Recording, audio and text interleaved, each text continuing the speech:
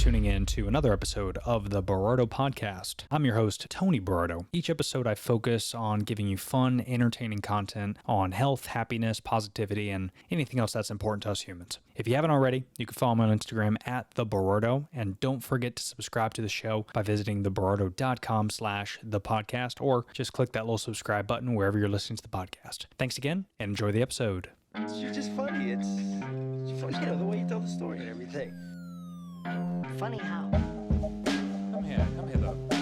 Yeah, he's crazy, see? Who are you? We interrupt this program to bring you a special report. Are you ready? All right, ladies and gents. Hey, thanks for tuning in to another episode. Today I sit down with, virtually, with an old friend, Ben Mangum. Ben and I have known each other for a couple of years. He actually shot my wedding, just when he started off in the the video game. So he's grown so much the last couple of years. I love having him on the show to see how much he's been able to do. He started his own company about a year ago, Blueprint Productions, and he's become a pro in the video game. So it's super cool to talk to him about content, how he helps his customers, how he gets his message out, and the type of stuff he's doing. I think you really get a kick out of this episode, and I think you'll learn a lot in the process too. We have a lot of fun. But before we get into today's episode, I do actually have up on my shop right now, theberardo.com/shop. I got some really cool Christmas ornaments, and they're pretty funny because they, poke fun at COVID and us being under quarantine. So those are available right now at theberardo.com/shop. We have t-shirts, hats, tons of great merchandise and things to help support the podcast. So it'd mean the world to me if you go at least check it out. Without further ado, let's get into today's episode. Ben Mangum. What's up, Ben? Not too much. How's it going, Tony? It's going well, man. You're sounding good. You're looking good. Things are strong over there, dude. And what do you got hooked up to the webcam there? What is that little? You got your Canon hooked up? What's going on there? I have my camera hooked up. I've got a microphone that Tony hooked me up with here. So, I wanted to make sure we look good and represent the Berardo podcast as best as possible. Oh, well, that's very generous of you, bud. Yeah, it's funny. We were just talking about this, how like if you look at this episode versus what, even my first episode was, or some of the first content you put out, just less than 2 years ago, it's madness.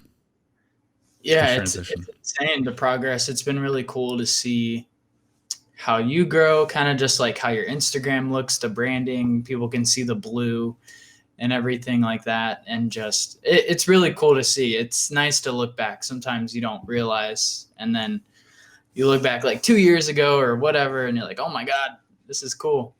Dude, it's wild. And that goes with everything, right? Whether you do stuff on Instagram or, Facebook, but even just looking at, like memories, you get these Facebook pop-ups and all your memories, you look at it and you're like, oh my God, I was a totally different person. Like it's interesting how we all evolve and change. And what I like most about it is it makes me think, if I didn't go down the path that I went down, my content, my podcast might not even exist, but how I approach things are going to be a lot differently. And it's interesting how, now that I'm married, how my content is now versus what it was when I look back 6 years ago, 7 years ago, before I met my wife. Like I was a totally different person. So yeah, absolutely. I agree with you 100%. Just looking back, it's really cool. I mean, I guess that's what life's all about. It's very cool. That's it, man. That's it. So what you've been up to? So before we get into what you've been up to, because we'll shoot the shit, but tell people a little bit about you. You've been on the podcast before, but some new listeners, what do you do? And what brought you on the show today? Yeah, absolutely. So I own a video production company. It's called Blueprint Productions. Basically, I help businesses grow through video. I help them build a relationship with their customers. I look to see where we can make things more efficient to help them save more time, and basically just help them get more clients and make more money through video. That's pretty much it in a nutshell, as quick as I can explain it. So Yeah, I'm really excited to just chat with you today. And for some people may have seen the old episode, and we did a mini episode not too long ago. It's really cool to see how much you clarify what you want to do and just figuring things out, you know? Yeah, man. That's the key. And especially with I mean, everything that's been going on with COVID and everything, I would imagine, you know, your video production company has seen a lot more growth, right? I mean, because this is the time to do video. No? Yeah, I'm very grateful for the position I'm in. I mean, obviously, as entrepreneurs or just people who want to be better, you're not satisfied or you're not where you really want to be. I'm only 24, but I am very grateful, and you know, you can call it blessed, lucky, just to be in the position that I am, the industry that I'm in, to just be able to help people in these kind of times, and just in general with their business. We're in Florida, so there is face-to-face communication, but there are a lot of other video production companies who are thriving in other parts of the country and the world because of this pandemic going on. We can record this conversation through Zoom, and you can get your message out there. Or if there's something within the company that you need to communicate to people, but they're not in your office, video is just really cool. You know, It just, you know, you don't have to be in person to be able to have a relationship with people and to be able to communicate. Yeah, man. So it's been going great. I can't complain about too much, you know? Yeah, no, right on, man. That's good to hear. And what are you seeing? I mean, so far with most local businesses, have you seen like an uptick once they use, you know, some type of video? Because I mean, I would imagine. I mean, I know a lot of business owners too, and you know, they're a little bit on social here and there, but you know, I think the video cards that you do in particular are a little bit more intriguing to me because you don't see that a lot. And those video cards, for people who don't know, you know, those are essentially like business cards, but you know, clips, right? Almost like a little mini commercial, but it's done in a way where it's not, lack of a better word, commercially. You know, It's almost like a snapshot of what that company does. And I think that's super beneficial, especially for now, because people are so, you know, we're guilty of it too. Like we just need that quick gratification that a long 30, 40, 50-second commercial on TV isn't as satisfying to us as like an Instagram story. Sure. Right? Yeah, Like, I could see that. yeah, because that's that quick, and I'm super guilty of it to where I'll look at like an Instagram story, and before like that person even finishes their sentence, I'm on to the next story. Like I'm just like I'm so ADD when it comes to it. It's a problem. No, it depends. I mean, there's different levels to, you know, there's different kinds of videos. There's different, you know, different clients are on different parts of the sales funnel, if that makes sense. There's people who have never heard of you before. And then you start to begin that relationship. Maybe there's people that have seen you in person at networking events. And it's not always about getting people's attention for the first time. Okay, can we do boom, boom, boom in this 15-second ad? It's more of like the people who are already seeking your business. They go to Google, they go to your website, and they're looking for information, and people are willing to spend more time with you when they are interested in that product or service. So I was actually just thinking about it today. You kind of mentioned it's not so commercially Yeah. and I think we made that word up, but I kind of like it. It's Commercially. not so, you know, it's not like a synthetic message. We don't have to come up with this crazy marketing sales message. The cool thing about what I do is when, you know, the business is vetted, they're quality people, they do quality work, and they're actually really awesome in person. Really, I just have to get to know them better and just capture the essence of who they are. Just tell what they stand for, what values do they have, why do they care, and that's the really cool thing about it. You can just capture somebody for who they are, their authentic story, and it's not so much of creating something, but just like capturing what's already happening in person. Right. And you can't necessarily do that in like a commercial. Like it's got to be a nice, kind of like those video business cards that you're doing. I'm really digging those. Yeah, no, I mean, there's a time and place for ads. For, you know what I'm saying? Like, you know, if you have a quick, you know, new sale going on, like, heck yeah, like run an ad or whatever it may be. There's a lot of different aspects to that, but when you got to know your demo too, right? Depending on your demographic and what person or people you're trying to target. I mean, that would depend on that as well. So absolutely need to understand where your customers are. Are they on Facebook? Are they on LinkedIn? Are they on Instagram? There's a lot of aspects to it. What do you think is what's popping right now, like from a content standpoint? Like where are people's attention at the most, do you think?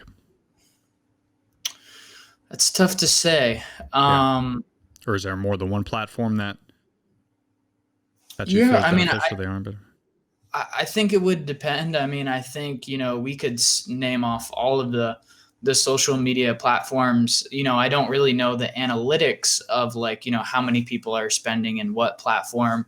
Right. But to say what's popping, I think you said, or what's happening is the first thing that came to my mind is just being authentic. I think is just like showing the people behind the business, you know.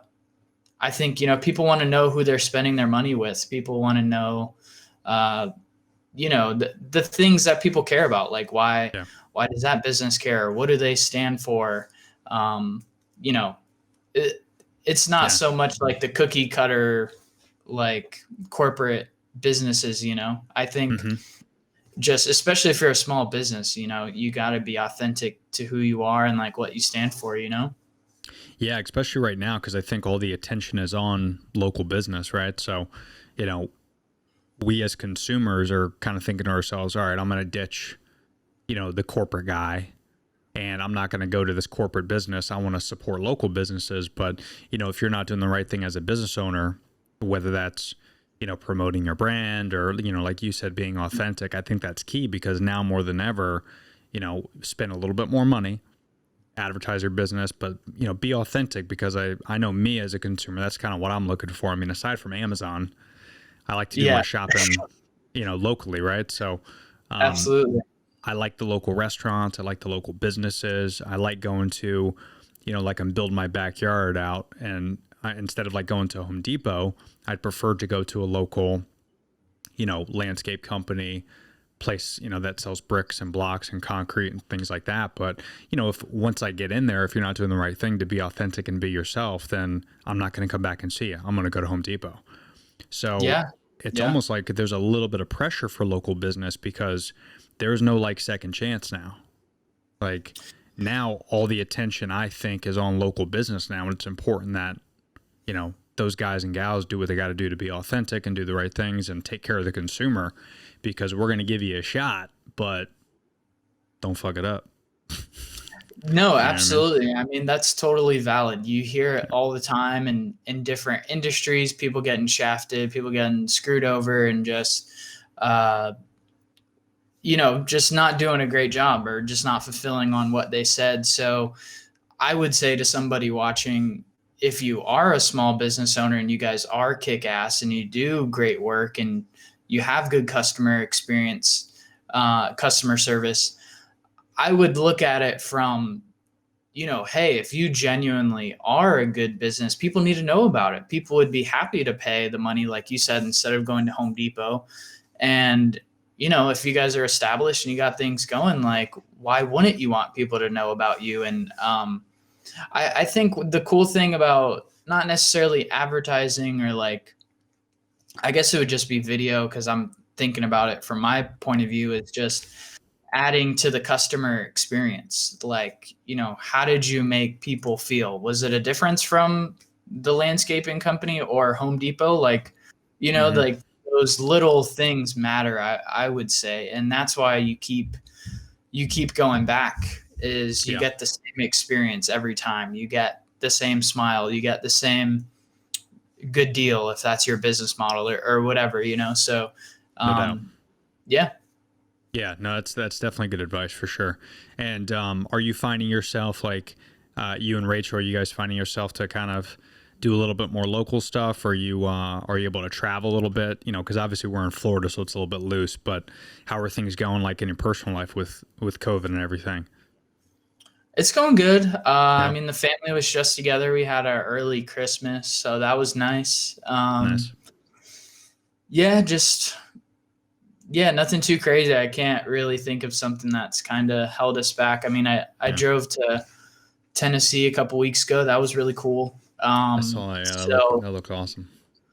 Yeah. So it's everything's been gravy, man.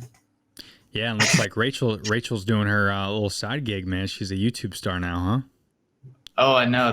She loves it. She really wants to do it. That's awesome.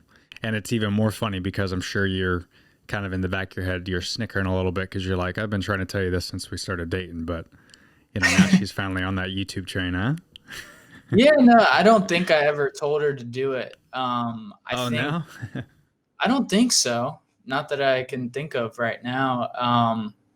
But yeah, no, she has makeup for days and clothes for days. So there's a lot to talk about. Yeah, She's definitely passionate about it. That's awesome, man. And what's up? Are you you get your YouTube channel up and running yet, or no?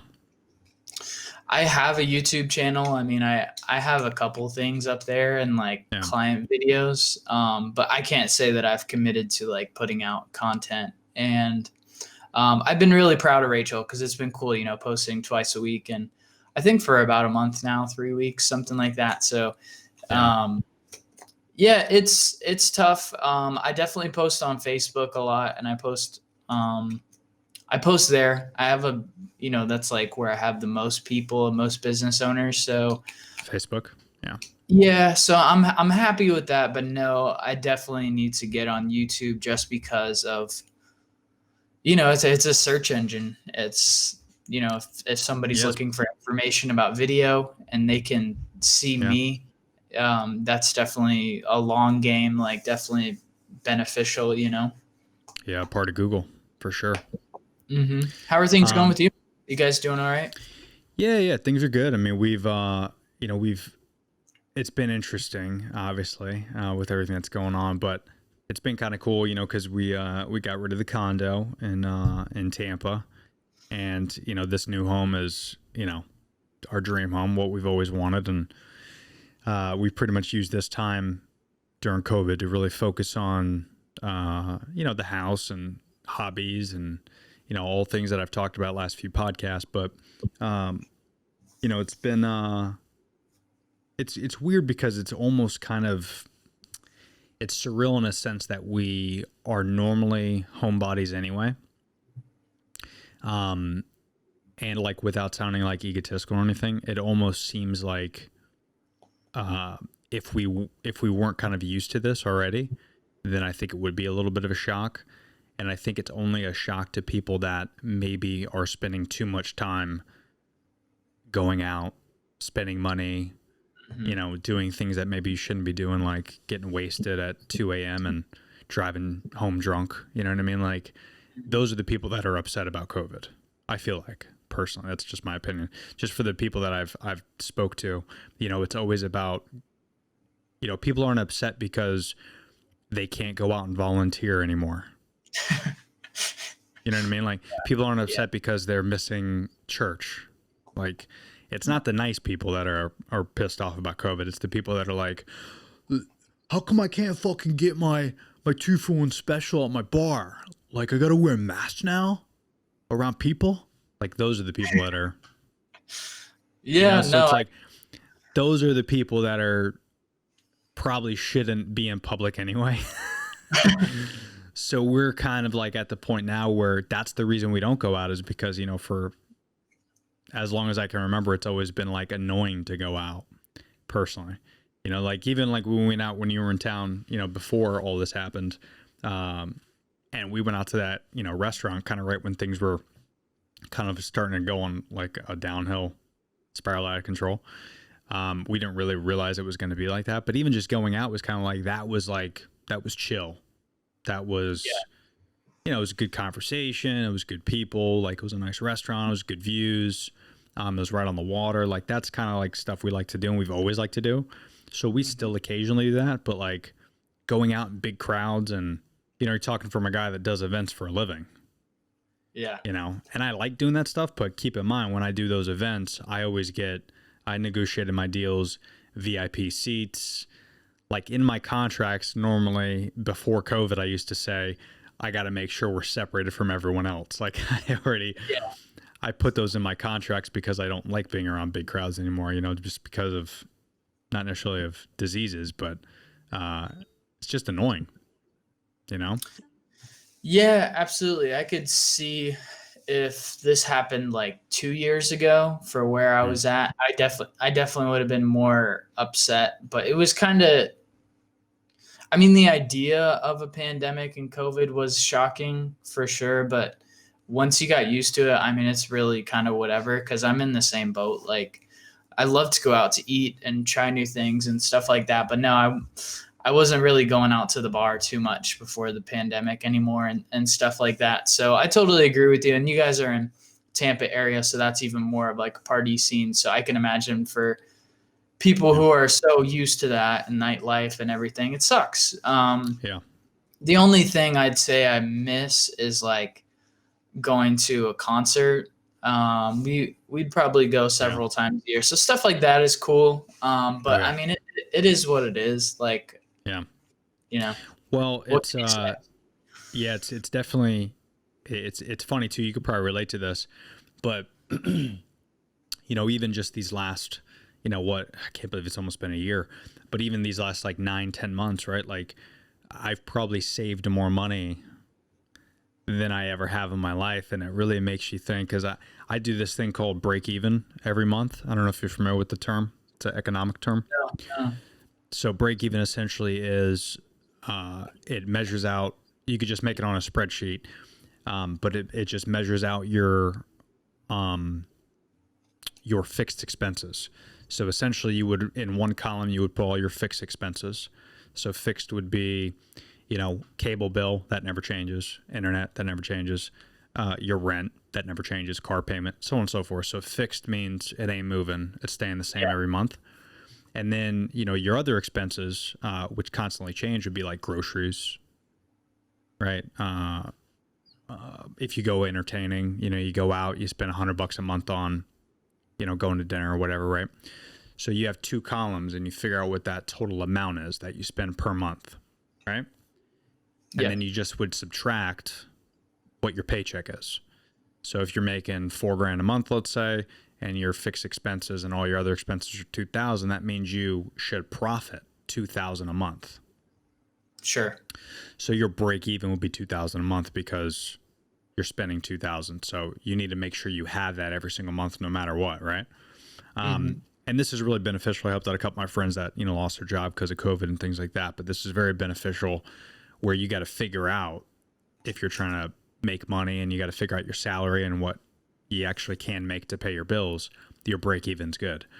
So that's changed drastically for us, because we realized when we had those two columns, our fixed expenses didn't change, but this other column, which is like going out and shoes, and we factor all this in normally. I've done this for almost 10 years. I've figured out my break even, but these last like 10 months has been kind of an eye opener, where I'm realizing, dude, we're spending like $100-200 a week going out, because you don't factor in the Starbucks coffee normally.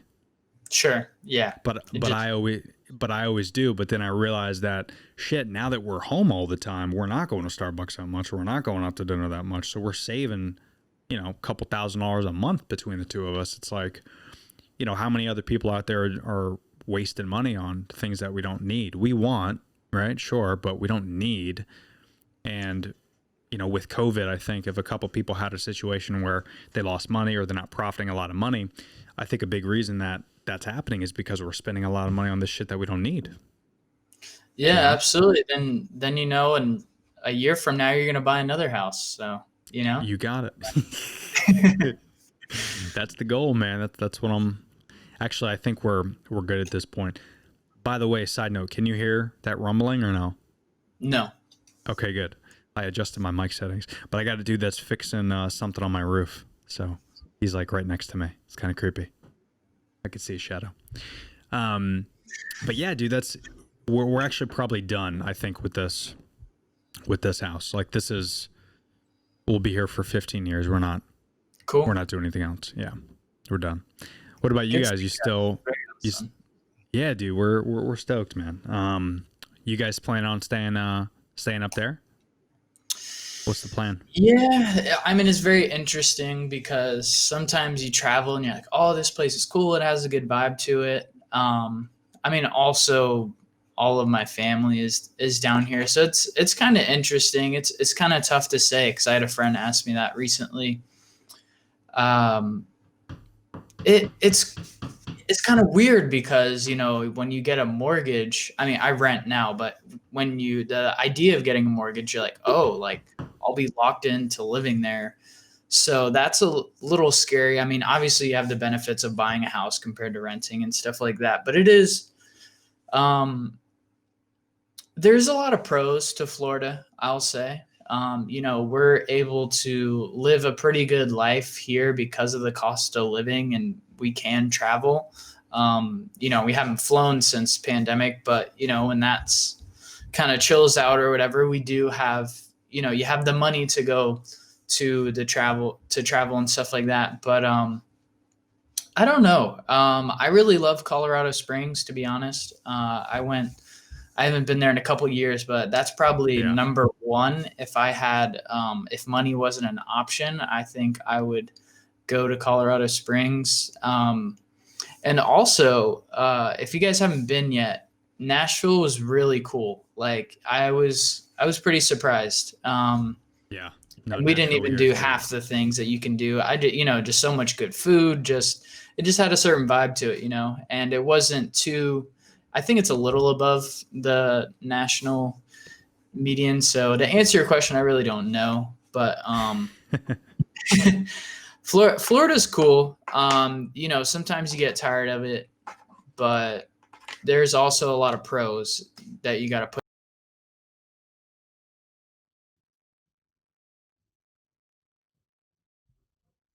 Oh, I think I lost you, bud. Oh, all There good. you are. Yeah, man. I know you mentioned the 15 you're going to plan on staying there, but how do you guys, how do you feel about Florida? Yeah, dude, we're in the same boat as you, man, because you know that's a good point about Nashville. I mean, we've thought about we haven't been to Nashville. I have, but we haven't been together. But that was one of our big plans, is to go before COVID. We even bought tickets for our anniversary and plane tickets and hotel and all that. We ended up obviously having to cancel all that stuff, got a refund. But anywhere where foliage, I think, is our ultimate plan. Although, you know, now that we're in Apollo Beach, it kind of has kind of like the best of both worlds, because it's not a crazy major city, but it's close to a lot of different things.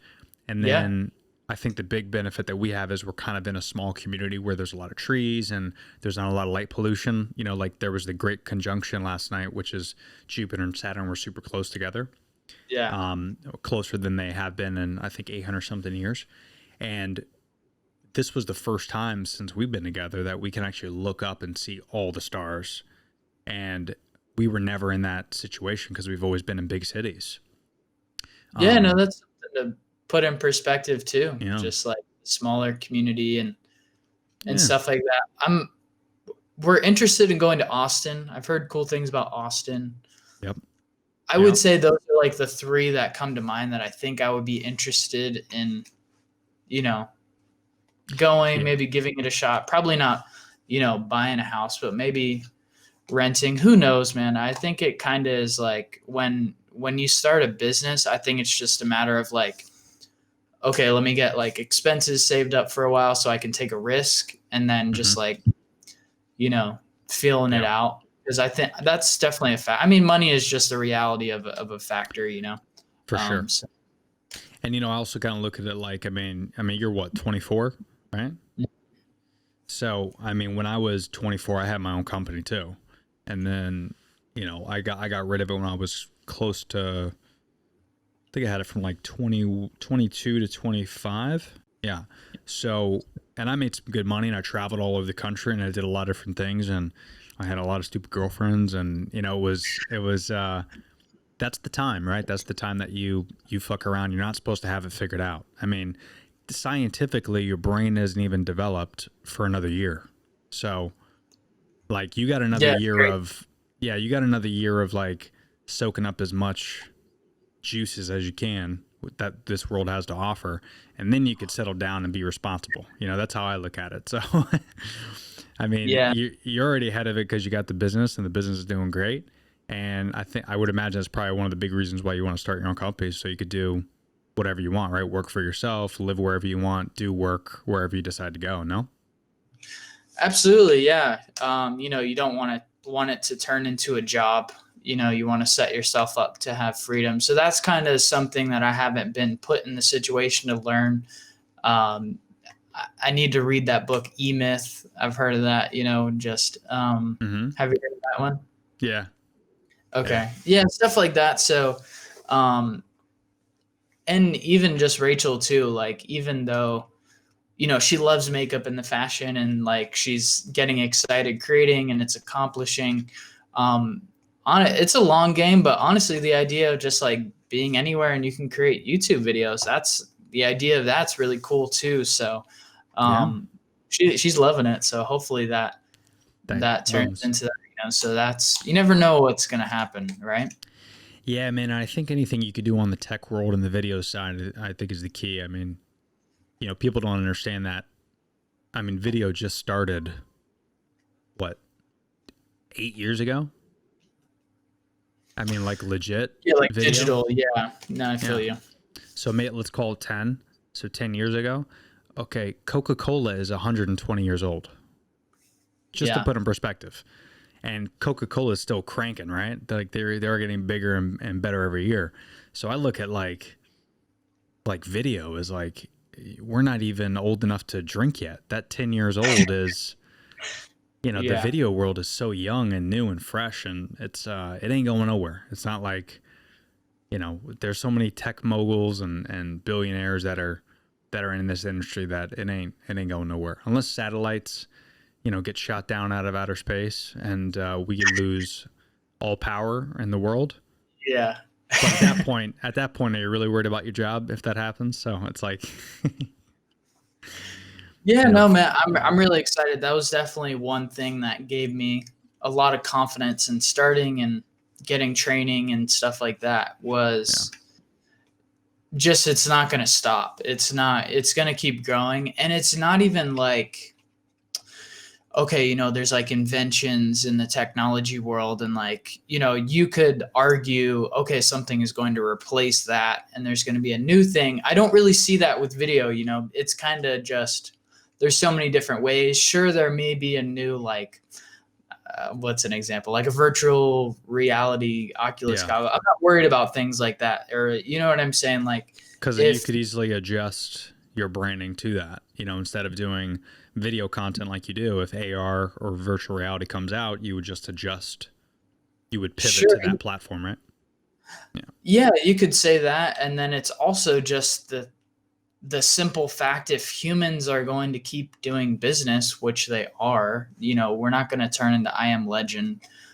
You know what I'm saying? So it's like, if human connection is still going to be a thing, there's still a place for video, because, it just helps you connect with people before you meet with them and before you do business with them. So that simple fact right there is what gives me confidence alone just on that. So it's cool. Yeah, I'm excited for sure. Yeah, dude. No, it's definitely right. I mean, it's how we consume content. And it's a fun way to consume it. I mean, aside from before TV was invented, I mean, we were only consuming things, audio, right? Like radio. That was the only way we were consuming content, back our great grandparents. But even now, that's kind of interesting because that's coming full circle too. Sure. Now it's like, instead of reading books, people are listening to books. Yeah. Yeah. Who knew, right? But then those people that listen to books now, they're like, hey, this is interesting. Who's that author? And then maybe that author has lectures. So then they watch the videos of the author with the lecture. So it's like all audio and video has never been so collaborative right now, where you can listen and watch on so many platforms. It's like, it's so exciting, dude. That's why I really ramped up my, I wanted to ramp up my video game. A lot of that is, you know, things we've talked about in the past and previous episodes and stuff. And, you know, now I'm spending a lot more time on YouTube and posting stuff, and like this Ecamm live thing I'm doing, where I'm going to start doing more live podcasts and stuff. So I think it's the future. Yeah, no, it just gives you more opportunity. Like, I didn't have to drive down to Tampa to go meet you, and we can pop in and I can go right back to my kitchen after this, or whatever, you know, just Yeah, like, for sure. it's cool. No, I'm excited for you, man. Thank you, man. Appreciate it. Now, but I know you got a hard stop. I know you got to get ready for another call. So, again, just so in case people don't know, where can they find you? What do you got going on? Websites, all that jazz. Yeah. So, you know, if you're a business owner or just a regular person who's curious about learning more, you can go to my website, blueprintprod.co. Or you can go to Facebook and type in Blueprint Productions. I'm personally on Facebook as well, Ben Mangum. I'd be happy to add you as a friend if you're not a weirdo. No, I'm just kidding. But like I mentioned earlier in the episode, I don't post a ton on YouTube, but I do have a YouTube, Ben Mangum. Tony has my Instagram handle down there. I need to be on Instagram more, but I don't post on there too. I definitely don't post on there as much as Tony, but yeah, you can type in Ben Mangum or Blueprint Productions. Nice. Well, Ben, it is always a pleasure, man. I'm proud of you, man, and what you've been able to do the last couple of years, dude. It's you're a hard worker, so just keep your head down, keep grinding through, man, and we're gonna come up this thing on the top, brother. Yeah, absolutely. I'm excited to rewatch this and see the difference from the first one, and thank you for just, you know, our friendship that's been ongoing and stuff like that. And it's cool to see your growth and, you know, our growth together and stuff like that. It's really cool. So I'm excited for your viewers too. Thank you, brother. Yeah, we're just getting started, man. We're just figuring this thing out. Absolutely. All right, brother. Talk soon, man. Enjoy the holidays. Okay. All right. Take care. Merry Christmas, man. You too, buddy.